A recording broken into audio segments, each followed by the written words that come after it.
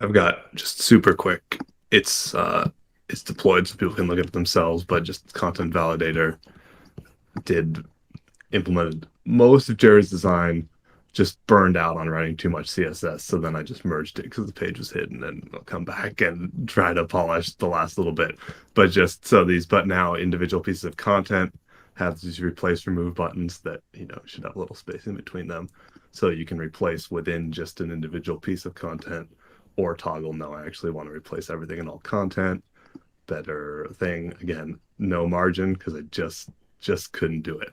And then you can remove an individual piece of content if you just like, because often I think, especially for first time users, once this gets out there, people will just realize they've got a bunch of garbage. Like our Omni app thing probably has a bunch of like, and so that's all there.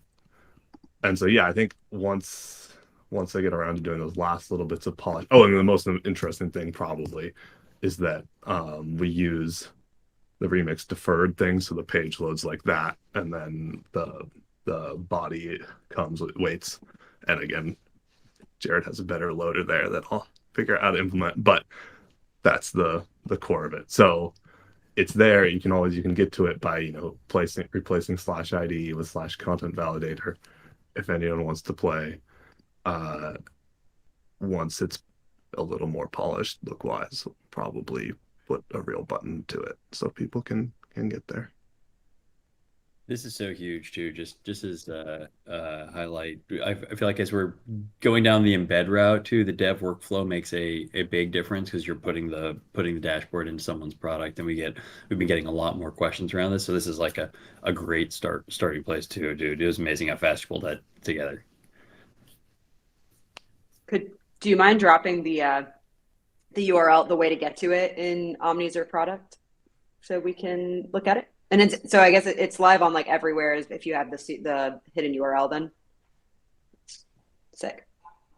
Yeah, yeah. You just need to. I'll draw about the URL for our, and then I'll put the instructions in a thread.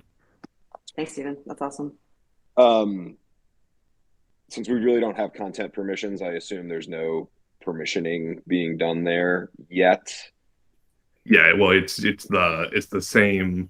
It's just the identical permissions to edit in the IDE have just been copied over. So if you can edit in the IDE, you can do content validation. Do we Does that envision this? mean Go ahead, sorry. no? Go ahead, Chris. You're probably gonna ask the same thing I was.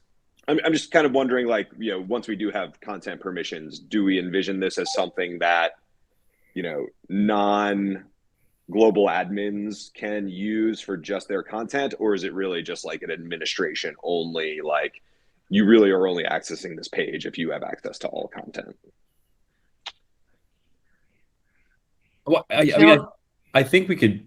There are probably multiple different types of use cases, honestly, for it too. This is like, and we're also gonna have to think through too how content actually fits in the dev life cycle. So like like really common use case to make it super concrete. Someone changes the column name inside DBT, the database schema is going to change. The Omni model schema model needs to change too. Anything in the model needs to point to the new alias. Anything in the content needs to change too. You want to all do all of that effectively in lockstep. So you push, a branch to main or something, all of it has to change eventually. So like that it's like developers, folks with content, permissions to associated with it. You want to be able to have folks that have built a dashboard update that dashboard to downstream. So I think we'll probably need to think through kind of a couple different types of use cases there.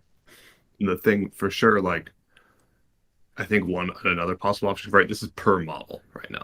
I've called out I think before, but it's not clear from the demo. This is just content built on the shared model for whatever our Snowflake thing that I just demoed.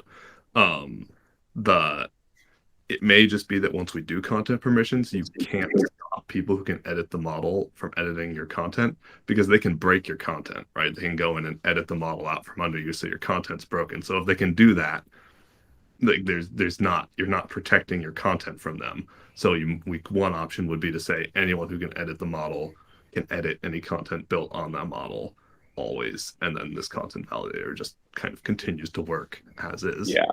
Yeah, it does feel like trying to make this granular with permissions is going to cause more problems than it solves. Because like, yeah, I don't want to fix half my content. I want to fix all the content.